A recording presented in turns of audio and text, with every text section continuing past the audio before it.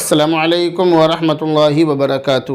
ہمارے یہاں شب برات کو بہت زیادہ اہمیت کے ساتھ مناتے ہیں، یہ بات آپ لوگ اچھی طرح جانتے ہیں۔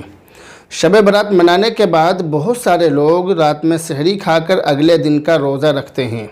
بہت سارے لوگ اس روزے کو سنت یا واجب سمجھ کر رکھتے ہیں، بلکہ بعض لوگ تو ایسے ہیں کہ رمضان کے مہینے کا روزہ رکھیں یا نہ رکھیں مگر شب برات پر روزہ ضرور رکھتے ہیں۔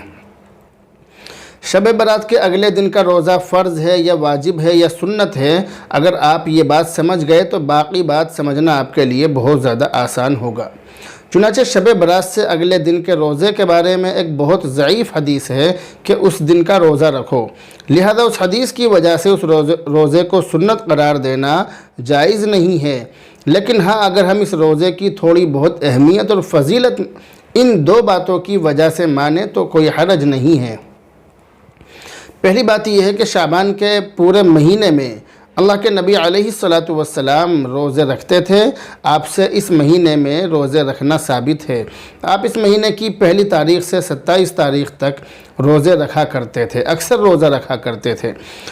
دوسری بات یہ ہے کہ 15 شعبان ایام بیض میں سے ہے، یعنی چاند کی 13، 14، 15 تاریخ کو ایام بیض کہتے ہیں۔ اللہ کے نبی علیہ السلام ہر مہینے کی ان تاریخوں میں اکثر روزہ رکھتے تھے۔ تیسری بات وہی ہے ضعیف حدیث والی کہ ایک ضعیف حدیث میں اس دن کے روزہ رکھنے کی طرف اشارہ کیا گیا ہے۔ تو اگر ان تین باتوں کی وجہ سے ہم اس کی تھوڑی بہت فضیلت مان لیں تو کوئی حرج نہیں ہے، لیکن اس روزے کو سنت یا واجب یا فرض قرار دینا یہ بہت بڑی بے وقوفی کی بات ہے۔ اس روزے کو اتنی زیادہ اہمیت دینا کہ جتنی اس کی اہمیت نہیں ہے، یہ اس کو اس کے درجے سے زیادہ بڑھانے والی بات ہے۔